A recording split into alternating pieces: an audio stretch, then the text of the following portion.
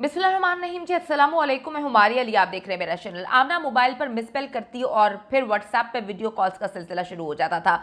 शोहर ने रईस के गिफ्ट्स भी पकड़ लिए थे। रईस को मारने के अलावा कोई ऑप्शन नहीं बची थी। गलती आमना की है, लेकिन भुगतना हम सबको पड़ रहा है, मेरी फैमिली को पड़ रहा है। रईस की फैमिली जो है वो तो तकलीफ में है ही है, लेकिन फरहान की फैमिली ने भी फरहान को प्रेशराइज करना शुरू कर दिया है कि तुम्हारी बीवी की गलती की वजह से हम सबको जो है वो इतनी अजियत और दर्दनाक तकलीफ दे जिंदगी जो है वो जीनी पड़ रही है। तुम इसका सच दुनिया के सामने बेनकाब कर दो, हम तुम्हारे बच्चों को जो है वो संभाल ही लेंगे। आमना की देवरानी ने रईस के साथ जो है इसको किस हाल में देखा था।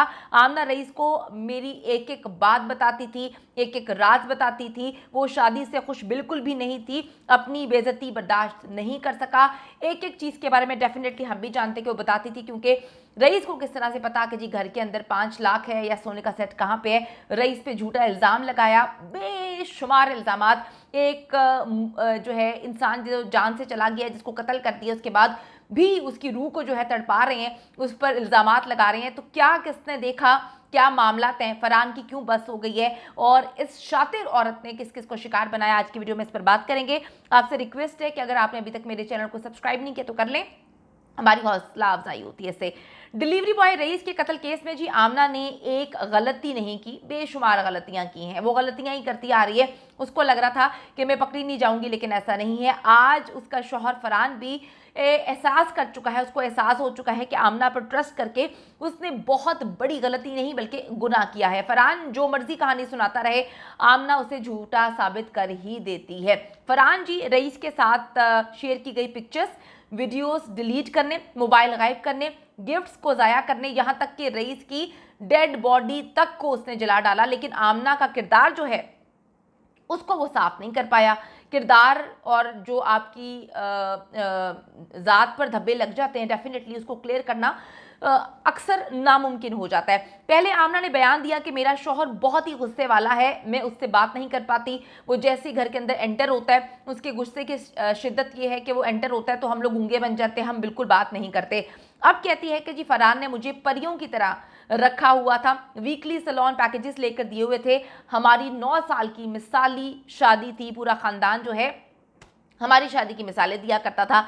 तो मैडम, अगर इतना ही अच्छा सब कुछ चल रहा था, इतना ही अच्छा तुम्हारा शौहर था कि तुम्हें परियों की तरह उसने रखा हुआ था, तो फिर एक लड़का जो तुम्हें जान से मारने की धमकियां बकौल तुम्हारे देता है, तुम्हारे घर में घुस जाता है, तुम्हारी गर्दन पे पता नहीं वो तुम क्या कहानी सुना रही हो कि वो ब्लेड रख देता है, उसके बाद तुम्हारे घर से सोना पैसा सब कुछ ले जाता है, तो तुम जो है तुम्हारे घर में घुस के तुम्हारे मुताबिक जो है वो ज्यादती भी करता है, लेकिन तुम चुपचाप अपने मैके चली जाती हो, शोहर को कुछ नहीं बताती। बल्कि तुमने ये भी कहानी सुनाई है, तुम्हारे मियाँ ने भी सुनाई है कि तुम्हारी बच्ची जो कि 8 साल की है, उसकी भी इज्जत पे बात आ गई थी, उसको भी जो है वो तंग करता था, छेड़ता था। आमना कहती है कि जी हम जो है ख़ानदानी लोग हैं। ख़ानदानी लोग क्या किसी का कत्ल करते हैं? ख़ानदानी लोग क्या इश्क मुआशके चलाते फिरते हैं? ख़ानदानी लोग क्या अपने घर में गैर मर्दों को बुलाते हैं? ख़ानदानी लोग अपने मर्द के होने के बावजूद, 3 मर्दों के होने के बावजूद किसी के साथ अफेयर चलाते हैं? ये जो कहानी आप लोग मैसेज करके यहाँ पे कमेंट करके कुछ लोग सुना रहे हैं कि जी किसी की इज्जत को हम महफूज, किसी की इज्जत पे बात ना करें तो अल्लाह आपके पर्दे रखता है, आप लोगों ने कुछ मैसेजेस किए हैं। तो मेरी बात सुने ना, जिसको अपने पर्दे की खुद जो है ख्याल नहीं है, जिसने यहाँ पर अगर किसी का चक्कर चलाने की बात होती तो डेफिनेटली कोई भी इस पर इतनी बात ना करता। जितने भी जर्नलिस्ट बात करें, चक्कर पे आप क्या बात करें, ये आपका अपना पर्सनल मैटर है और 2 लोग अपनी मर्जी से चक्कर चलाते हैं। यहाँ पे जी कत्ल की बात है कि एक औरत जो है उसने इश्क का भूत चढ़ा हुआ था, उसने अफेयर चलाया और उसके बाद कत्ल कर दिया, तो डेफिनेटली इस पे बात होगी और हर पर्दा खुलेगा, हर चीज़ पे बात की जाएगी।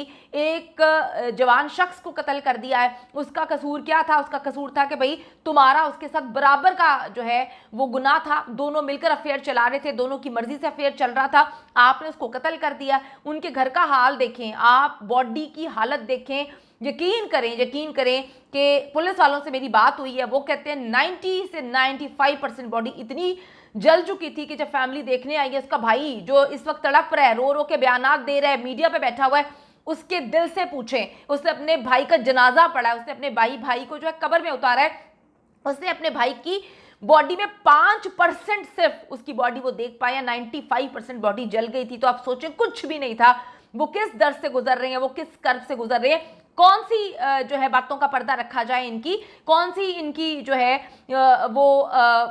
इनके चक्करों को हम ढांपें, क्या मतलब आपने कत्ल कर दिया है। तो आप लोग जो मैसेज कर रहे हैं कि जी इस पे बात ना करें, इस पे तो बात होगी, वो एक कातिल है, पुलिस डिक्लेयर कर चुकी है कि दोनों का अफेयर था, वो झूठ बोल रही है। फरहान का भाई जो है उसको गायब कर दिया, रईस का भाई, सॉरी रईस का भाई जो है वो क्यों ना बोले, रईस का भाई इस हद तक तकलीफ में है, दर्द में है, अजियत में है, कुछ खुदा का खौफ करें।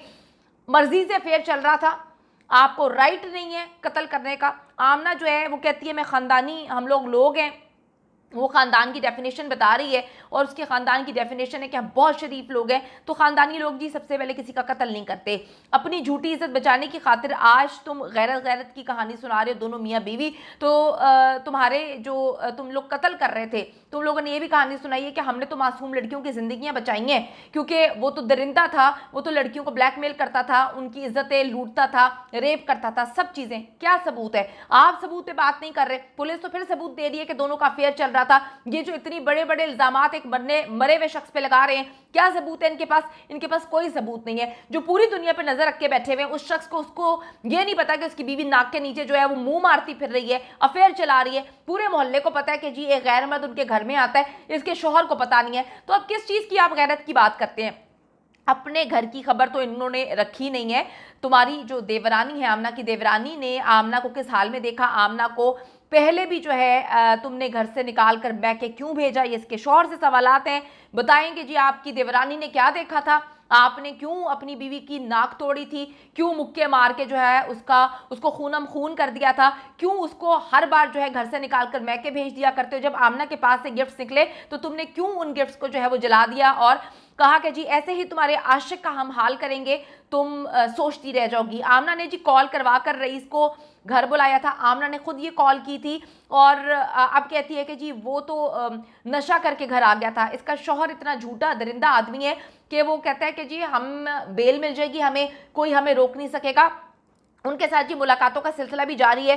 कुछ बड़े हस्तियां जो हैं आके इनसे मुलाकात कर रही हैं और जो कपड़े और जो इनको वहाँ पर ट्रीटमेंट दिया जा रहा है वो बड़ा ही ज़बरदस्त ट्रीटमेंट दिया जा रहा है। आमना का जी शौहर अब कहानी सुना रहा है कि जी नशा करके रईस हमारे घर आ गया था, वो हमारे घर जो है डाका मारने आया था और ज्यादती करने आया था। एक डिलीवरी बॉय, ठीक है, रात के 12 बजे तुम्हारे घर आता है, डाका मारने आता है, तुम्हारी बीवी की इज्जत लूटने आता है, खाली हाथ आता है, उसके पास कोई हथियार नहीं था और वो पागल थोड़ी है, उसको तो पता है कि रात के 12 बजे सारे मर्द घर में होते हैं। तुम्हारी बीवी ने उसको कॉल करके बुलाया कि मेरा मियाँ शहर से बाहर है, हमारे घर में कोई भी नहीं है, तो तुम आ जाओ। मुलाकातें होती रहती थी, कोई पहली मुलाकात नहीं है, बाहर भी मिला जाता था, घर के अंदर भी मिला जाता था। सीधी बात है जी, वो अपनी माशूका से मिलने आया था, दोनों का अफेयर था, दोनों की मर्जी से अफेयर था। 10 दिन जी तुम दोनों ने उसको ट्रैप करने के लिए प्लानिंग की और फिर तुम्हारे हत्थे जब वो चढ़ा तो तुमने उसका बुरा हाल कर दिया, उसकी आंख निकाल दी, उसकी हड्डियां तोड़ दी। उसके बाद इतनी बुरी तरह तुम लोगों ने उसको मारा है, उसकी कमर की हड्डियां टूटी हुई हैं, उसके नाजुक अज़ा पे तुम लोगों ने हमला किया है, उसकी आंख निकाल दी है, उसकी बॉडी को 90 to 95% जला दिया है। आमना एक नंबर की झूठी और मकार किस्म की खातून है। मेरे लिए ज़रा भी सिंपति नहीं है, किसी कातिला या किसी भी कातिल के लिए मेरे दिल में कोई सिंपति नहीं है। कहती है जी मेरा CDR चेक कर लो। बीबी तुम्हारा जो नंबर है, जो तुमने सिम निकलवाई हुई है, वो तो तुम्हारे शौहर के नाम पर है और अब तुम ये साबित करने की कोशिश कर रहे हो कि रईस से तुम्हारा शौहर फरहान जो है सारी सारी रात कॉल पर बात करता था, तुम्हारी आउटगोइंग कॉल्स हैं। अब कह दो कि जी 2 महीने से फरहान ही रईस के साथ जो है राब्ते में लगा हुआ था। फरहान अभी आमना के झूठ से तंग आ चुका है और वो अपने सर पर कत्ल नहीं ले रहा, उसने यू टर्न ले लिया और कह दिया कि जी मैंने ये कत्ल नहीं किया है, रईस के दोस्तों ने कत्ल किया होगा। वाह क्या कहने हैं इनके जी। उसे एहसास हो चुका है कि बीवी की बातों में आकर जो है उसकी जान के लाले पड़ गए हैं और आमना बच जाएगी, मैं बुरी तरह से फंस जाऊंगा। आमना बाहर जाकर फिर कोई नया अफेयर चला लेगी, क्योंकि जो औरत अपने शौहर की मौजूदगी में एक घर में उसके साथ रहते हुए किसी और आदमी के साथ अफेयर चला रही है तो डेफिनेटली अब इसके भी कानों में लोगों ने कहनी शुरू कर दी हैं कहानियां। आमना ने जी बहुत चालाकी से रईस को सोशल मीडिया ऐप्स पर रखा हुआ था, कभी मजबूरी होती थी तो सिम पर कॉल करती थी। यही वजह है कि आमना बड़ी ही कॉन्फिडेंटली जो है ये बोल रही है कि CDR में कुछ भी नहीं निकलेगा, लेकिन जी ये 2023 है, अब तो जो जले हुए मोबाइल्स हैं उनसे भी डेटा निकल आता है। जिस तरह जी रईस को जलाकर भी इन दरिंदों ने समझा कि इनको पकड़ा नहीं जाएगा, लेकिन इनकी पकड़ हो गई है। इसी तरह मोबाइल फोरेंसिक में भी बहुत चीज़ें खुलकर सामने आएंगी और इन लोगों की पकड़ हो जाएगी। जब तुमने अपने शौहर, अपने बच्चों, अपनी इज्जत, अपनी फैमिली की इज्जत का ख्याल नहीं रखा, गैर आदमी के साथ जो है तुमने अफेयर चलाया, उसके साथ तुम्हारे जिस्मानी ताल्लुकात थे, तो अब ये लोगों को कहना कि जी दूसरों का पर्दा रखना चाहिए, भाषण दे रही है ये खातून कि जी लोगों को पर्दा रखना चाहिए। बहन, आपने कत्ल की है, 6 महीने से आपका चक्कर चल रहा था, पर्दा हुआ था, सब चीजें थी, तुम्हारी अपनी मर्जी थी, तुम जब मर्जी चक्कर चलाती, एक को छोड़ के तुम 50 बंदों से चक्कर चलाओ। किसी पाकिस्तानी को तुम्हारे चक्करों में इंटरेस्ट नहीं है, ट्रस्ट मी, हम समेत किसी को तुम्हारे चक्करों में इंटरेस्ट नहीं है। तुमने एक छोड़ के 50 बंदों के साथ जो है उनको घर में घुसाना है। We really don't care. बात यह है कि तुमने कत्ल किया है, तुमने ना सिर्फ कत्ल किया है, तुमने एक शख्स की लाश को इतनी बुरी तरह जला दी है कि कोई वहशी दरिंदा भी ये काम नहीं करता। और तुम लोगों के मुंह पर जो ढिठाई हंसी तुम्हारे कह कहे हैं वो लोगों के कानों में चुभ रहे हैं कि एक मकार शातिर वैम्पायर किस्म की खातून कत्ल करने के बाद कहती है कि मेरी फैमिली के बारे में सोचो, मेरे बच्चों के बारे में सोचो, मैं एक औरत हूं, किस तरह से मेरी तजलील की जा रही है। भाई, जब तुम कत्ल कर रही थी तो तुम्हें तजलील याद नहीं थी कि तुम पकड़ी जाओगी तो तुम्हारे अफेयर भी खुल जाएगा, तुम्हारे जिस्मानी ताल्लुकात की चीजें भी दुनिया बात करेगी और तुम्हारे कत्ल पे भी बात करेगी। तो जब तुमने अपनी परवाह नहीं की, तुम्हारी फैमिली ने नहीं की, तो फिर अवाम जिन्होंने देखा है कि तुम लोग एक कातिल हो, हम तुम लोगों को डिफेंड क्यों करें?